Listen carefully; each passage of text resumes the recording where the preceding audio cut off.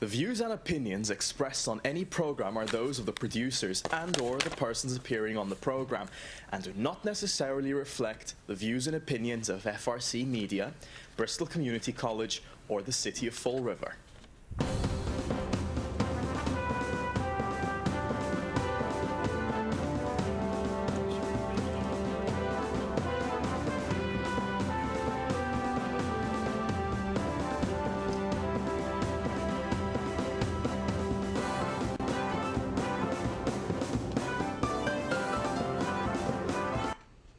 Hello, welcome to Spindle City Straight Talk. I'm Chip. And I'm Nisa. And I guess CJ's busy doing doesn't want to be something. with us anymore. He'll be on shortly. Well, it's Monday, and another productive weekend of political intrigue and ballot gate and all the other things. And so it's time to say a little something here about this whole ridiculousness about ballot gate and all the accusations. You know, I've got to give you it's my opinion, but obviously we have an issue here where we're doing everything but looking at what we have here. What we have is a mayor that's been in office, and now he's pulling a Will Flanagan. He's saying, look, I know I screwed up in my first 9 months, so give me another 2 years. Well, you've done even worse than Will Flanagan, because you've done more damage in nine months than Will Flanagan did in 5 years, because let's look at the attitude and the tone of your administration. Where do I begin? Lou Pacheco, $70,000 for 18 and a half hours.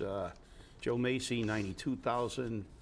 Rob Betlowski, a whole bunch of new tiers of government that are making a lot of money, no attempt to shrink government, increases in taxes, a position that these people deserve even more money, by the way. I will remind everyone of that in front of the city council meeting. So this is what we have here. We have a mayor with an indefensible record and people who support him attempting to do everything to divert attention away from the fact that he really hasn't done a really good job. And it is our duty as Americans to replace governments that don't work. So when we see all these things about, oh, you know, he's only 22, well, did we not vote for Ronald Reagan because he was in his 70s? Did we not vote for Bob Correa for mayor because he was in his 70s? That's kind of, you know, I know people that are 22 that are emotionally more mature than some people that I know that are 40 or 50. So the fact is, people should not be judged by, as Martin Luther King said, to paraphrase him, you should be judged by the content of your ability, not your age, regardless, whether it's at one end of the spectrum or the other. But with that being said, listen, this is what it gets down to, in my opinion. It's the bottom line. We've got to get rid of Sutter. And we are obligated as Americans to replace governments that don't work. Sutter has already proven he's not good for this city. In 9 months, what actions did he take? He closed the senior center. He closed the public library. Things that the people utilize, things that the poor people utilize and the elderly utilize. He threatened cuts in order to justify tax increases. Again, holding public safety as a pawn. So do we need to get rid of him? In my opinion, absolutely yes. His administration has made it clear he doesn't care about the poorer people in Fall River that are struggling to make all these tax burdens. We see we'll get into this later. And the reality is that, listen, I don't care if he took a picture. I don't care what he did. The fact is, you've got to put it on a scale. Those are the only two options. And it's always the lesser of two evils. My position is, we got to get rid of him. His administration will only do more damage with 2 years. And the fact is, we put a new man in, and if he doesn't do what we want him to do, we boot him out in 2 years, because maybe that's the message we should send to politicians, that if you don't work for the people, you're out of a job. This is what elections are supposed to be. Not, do I vote for somebody and get my cousin a job with DCM? You know, this is what elections are supposed to be. So that's my little rant of the day, and we'll get into some real stuff later. But Nisa, you want to comment on that? That's just like any job. I mean, if I'm working in any office, factory, or any field, if I'm not doing my job, I think I'm at risk of losing it. I don't understand why it should be any different when you're in office for mayor or governor or any other type of leadership position. So. Yeah, well, you know, it's kind of ironic that the American public chooses probably the most important job in the country, the people who run our cities and states and federal government. And that's basically the job you need the least amount of qualifications for. It's a popularity office, and as I said, no one would go to, no, you wouldn't take your car to a guy that can't fix your car, even if you like the guy as a neighbor. Yes. You wouldn't take your, you know, you wouldn't take your TV set to a guy that can't fix it, but we elect politicians who know absolutely nothing. Well, So, I love my mother, and the other day she was trying to be nice and tell me to save money. She wanted to color my hair, and that's why I said no. It's like, no. You're not a stylist. that's right, and with that hair, you've got to do it right. No, I mean, you've got great it's like looking hair. you're not qualified. Just like I me. love you, Ma, but you're just not qualified. See what happens when you let your mother do your hair? Say, CJ, you on yet? I'm here. I'm just. You just don't want to. All right. So what's our next issue is Tuesday night. We get our financial report. Oh, are you talking? You wouldn't happen to be talking about the fact that we have a certified excess surplus revenue stream, are you?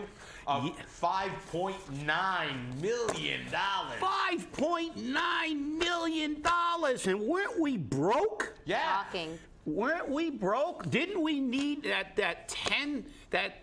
didn't we need that $10 per unit trash fee because we're broke? Right. We're so broke that we have $8,069 extra in that particular account. Mm-hmm. So we were so broke, we actually had surplus revenue. That means excess fees charged to the people of Fall River. Excess fees.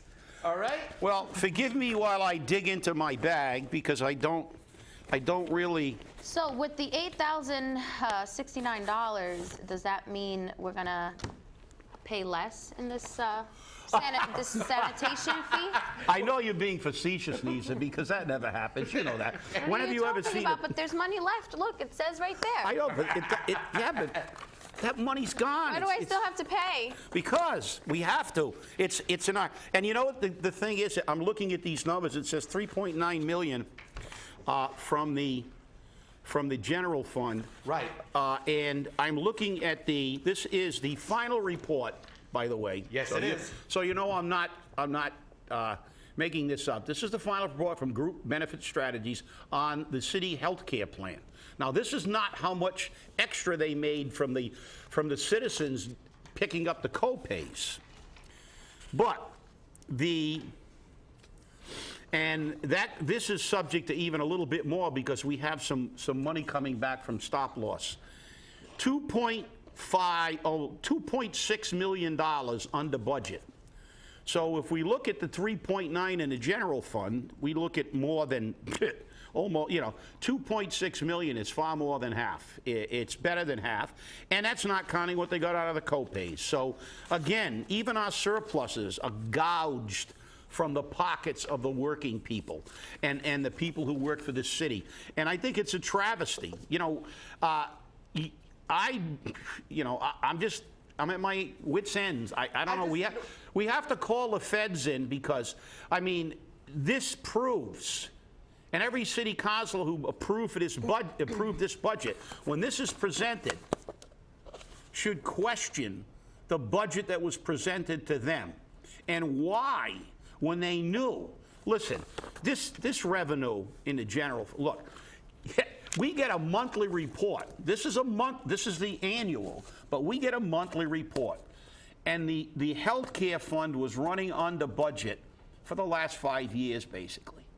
They knew they were going to get money, and they always divert that money. And they knew they had this extra money, and I'm not sure if this is all of it, because there are a lot of unpaid salaries that aren't in here. I'm sure that a lot of that money, this is why we need, here it comes, you ready? You gotta swear. I know you gotta Ready, swear. you're ready. Forensic audit. Because I know there were many positions unfilled in this city. People retired, The they weren't F filled. word. Yep, that's it. And I'll tell you, this is, to me, it's unconscionable what we've done to the people of Fall River. And that budget was predicated on being broke, and they knew some of this money was coming in at the year's end. So I'm really, you know, I want some questions to be asked. Well, just for absolute clarity, all right? This is the budget that was approved last year, not this year. This was approved a year ago in June. That budget approval was 7-1, with one person being absent because Linda was out having her brain removed. I'm only kidding, bad joke. But you know, she was undergoing aneurysm repair, and I'm so glad that she actually survived and came through, you know, in all her glory the way she usually does. And, you know, Linda's a fighter. But Dan Rigo was the only person who voted against this. Yeah, but now he's retracted that vote, so I can't even, we might as well have said it was 8-0, because he said he only voted for that budget because it wasn't transparent. Right. And guess what? He was right. He's right. There's the proof. He's right. Yep. There's the Because, proof. again, as I said, where's the money? You know, you know what? You know, a counselor who is now passed, but a counselor who sat in those seats for a very long time, and had a lot of credibility, John Medeiros. Once when I made a presentation in front of the council when they had $6 million missing from the budget, and the treasurer and the auditor couldn't account for it, and he said, I think Mr. Kamara's asking, where's the beef? Well, I want to know where all this money goes. I've asked this question, I don't know, 100 times maybe. Every time I go before the council and tell them about the health care running under budget, the money we're getting from other sources, and I say, where did it go? Where did the 14 firefighter salaries that were funded by the city go? We never get an answer. It's a mystery. As Lou Pacheco coined the term, what is it? Magic money? Magic money. Magic money. It appears. They rub the genie, and the money appears. So That's how they worded it. Well, You know, similar here on this document, the Department of Revenue has certified our surplus revenue free cash. magic money, parentheses. free cash. It's free. That means they're free to do whatever they want with it. So that means they can give us the shaft the entire year, build up a surplus, and at the end of the year, they get to spend all the money that they rooked us out of in any way, shape, or form they like. It's free. And But remember- So being overtaxed, Yeah, that's pretty exactly, much it. Yeah. exactly. And the kicker is this. We knew that the school department budget was not balanced. They balanced it on if the free cash, if the surplus revenue comes in, we'll transfer that money over. Luckily for them, it did come in at $3.93 million. There's no luck involved, CJ. Come on, luck. But $1.6 million is going to be transferred tomorrow at the city council meeting. And it's just very interesting to see, because remember we talk about the water enterprise, we got to have that storm water fee. You know the storm water fee we have to have for $35 a quarter? Now they're talking about raising that. Well, the water enterprise fund generated $643,679 in excess fees. Okay, I'm not going to call it excess revenue. I'm going to call it what it is. They took more money from you. All right? So it's not free cash? No, it's not. Well, Somebody's paying for it. Well, that's the problem, Neezy. You hit it right on the head. No, As you said, overtaxed. I see it. You've written it down. You've underlined it. We've been overtaxed again. The fact is, it is free for them, but not free for us. It's our money. Right. The fact is that, we have a surplus, which means it's not really a surplus. It's a surplus for them that now, because they've overtaxed us, they get rewarded, because now it gets certified as free cash, and they can do anything they want with it. So, see, therein lies the problem with government, that the more they give it to the taxpayer, the better off they are. Not the better off we are. The people in this city, again, every time you see these excesses, every time, this is not because they collected, what, $1 bazillion that's owed for back taxes to this city for over 20 years. I mean, we had that figure, CJ, somewhere. How many millions of dollars are owed to this city? No, we didn't get extra money by going out and getting the tax scofflaws. No, what we did was we gave them window contracts and fence contracts and stuff like that. And remember, when you look, as I always say, follow the money. When you look at the campaign contributions to many of these political candidates, okay? And I'm going to pick one off the top of my head only because I just recently reviewed. Cliff Pont, he's running for city council. He's now being declared, the presumptive leader in the general election, or winner in the general election. But meanwhile, when you go down the list, I say, oh, look, hasn't paid property tax, hasn't paid property tax, hasn't paid property tax. And this is a guy that's going to go into the city council. He's a real estate developer, and he's going to allow the city to steal your money. Steal your money. He's going to vote for that. Not his money. He's not paying his taxes. That's right. They're not paying. His friends aren't paying taxes, so it doesn't matter. So remember that. Didn't the leader of the city council race, our former city administrator, wasn't he arrears on taxes too? Oh yes, a lot of Does people. my memory serve me correctly? Yes, you are. It seems like a common theme among these people that get hired for these big money jobs. It's they don't pay their bills. It's kind of like, I used to talk. I have a couple of friends who are contractors. They said the hardest people to get money from are rich people. Yes. They never pay their bills on time. He said, the poor people pay their bills. They scratch and scrimp and save and pay their bills. But the rich people, they're always in arrears or something. They're always running 90 days is as good as cash, 60 days is as good as cash. They're always trying to delay. They are procrastinators by nature. And you know something? These are the things we try to bring to you out there. Educate yourself about these candidates. Look at their records. Look at what they do. Look at the numbers. Exactly, and look at the numbers, and especially the numbers. You got to, and it's, to me, it's duplicitous because the way they word things, it's never, as you said, plain talk, over taxation. All this money is created by surpluses. Magic money. Magic money. It's magic money, and they do it intentionally. As I said, what happens is if they don't collect millions of dollars for over 20 years from our taxes, if they don't collect a dime from fines for not using the bags, if they don't collect any of the money they anticipated in their projected budget, what do? Oh, to hell with those people. They're not paying their bills. We'll go back and tell the taxpayers to make up the difference. That's it. Magic money. And this report was very clear. I got a copy of this report on the day it was released, actually, on the 24th, and I immediately posted it online. The wingnuts, and I, came out to defend it, to defend the city council, all 7 of them that approved this budget, okay? And they say, oh, well, no budget is perfect. There's always going to be some excesses somewhere and some shortfall somewhere. And how many times have we heard that, Chip?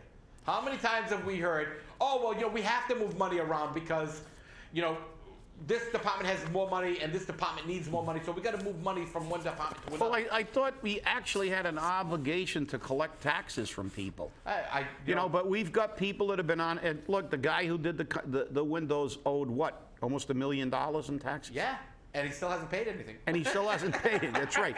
So, listen, there are certain things the way the budget is projected. You have your property taxes. You have other taxes like excise tax and things like this. You have your sources of revenue for cash flow. And, obviously, there are other sources that are bonuses, like when the city used to not fill positions for almost a year. When somebody retired, they kept that position unfilled so they could keep the benefit money, the health care money, and the salaries till the end of the year, and then they'd fill a position and they'd roll that money over into free cash. Look, we know that budgets can't be perfect, but the thing is that how can we continue to burden the taxpayer and say we're broke when there's no attempt at all to secure money that's owed to this city by people who not only live in this city, who not only own property in this city, but many of them work for the city and are running for political office. What is wrong with that picture? What is wrong with that? Well, how can we ask the taxpayers who are scrimping and saving and are afraid to pay their tax bill late to make a choice between food or medication and their tax bill or their health care bill and their co-pays, while we allow people to not pay their property taxes, not pay their excise taxes? There are people that have been in arrears for months, for years. And like I said, it's bad enough when you don't go after the people who just try to disappear into the woodwork. But when you have people who are vying for city contracts, looking for city money, and if the city doesn't pay them, they'll be screaming bloody murder, and also run for public office. Well, you know, there's explanations that have to be made to the taxpayer. The people who are living in a city that has the second lowest household income of any city in this Commonwealth, in a city that has 23%, 23.3 actually, people living below the poverty line. That's almost one quarter of the population in this community are living below the poverty line.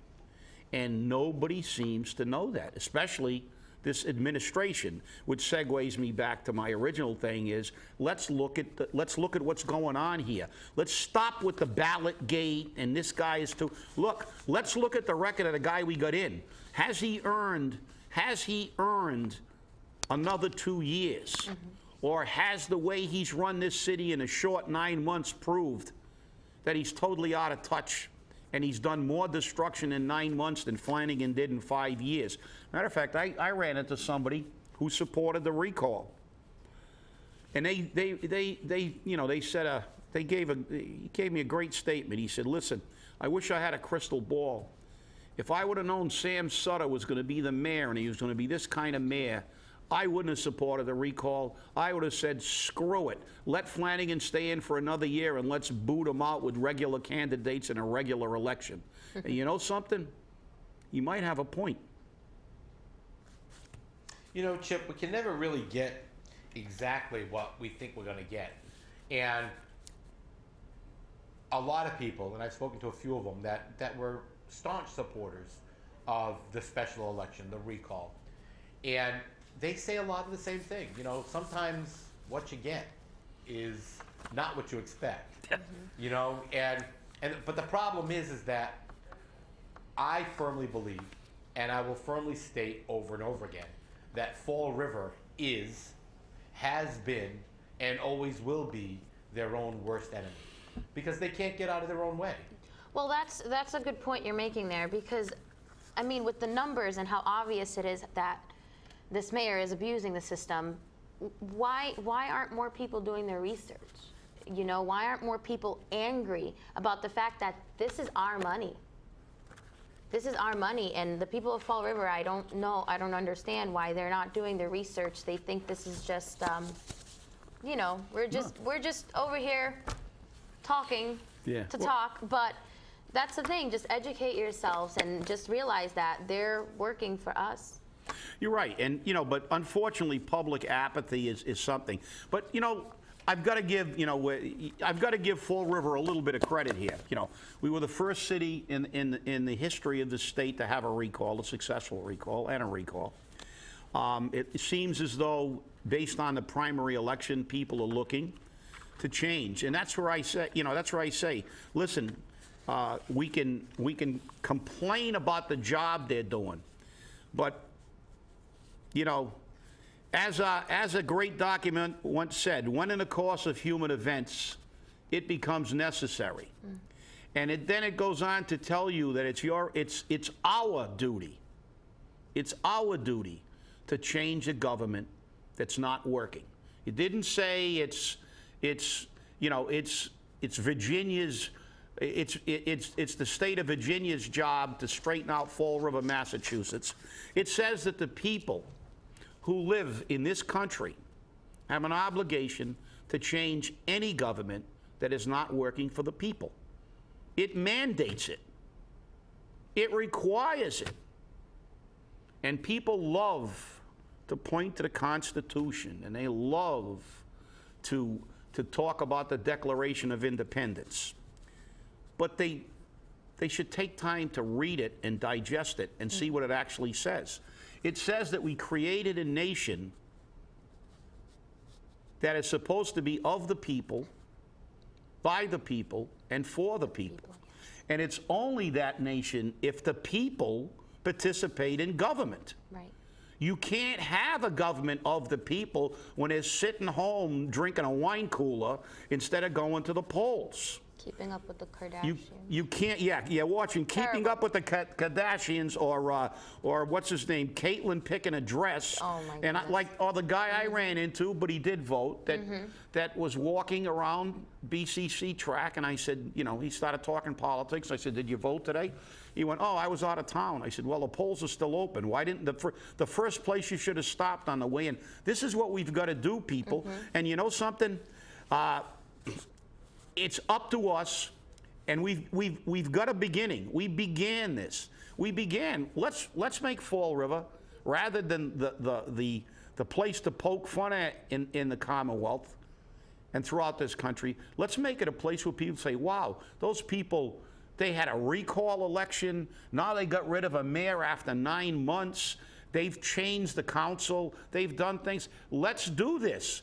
If somebody has earned your vote, if they've done a good job, you keep them in. If they don't, you get rid of them. This is why all this talk about why we shouldn't vote for this because of Ballotgate is basically a deflection of the basic fact. Look at what this man has done as mayor. And I will tell you, if you're happy with all the people he put on, with all the tax increases, and with the fact that we've got this excess money, and they knew it was coming, but they misrepresented what happened, and they're going to justify it, well, vote for them. Vote for the incumbents. Vote for the mayor.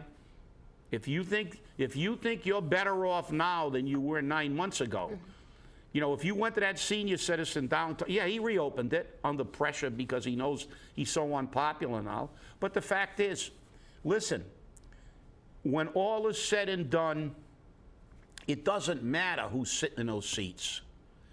The only way they'll do their job is because of fear of not being reelected and in their own self-interest. And when they finally understand, and when the people of the city finally rise up and say, if you don't do what we want you to do, you're gone, then we will have good government. Because this government was not created for politicians, it was created for the people. But in order for it to be for the people have to actually vote. This is what this country was based on. You can't sit down and point your finger and talk about what a crappy government we got when you never get off your butt and vote. So the fact is, in order for this government to be, we got to do what our ancestors did. When they put down their plows, put down their pens, picked up a rifle, and fought the British. So stay angry, like me. Thank you for watching, guys.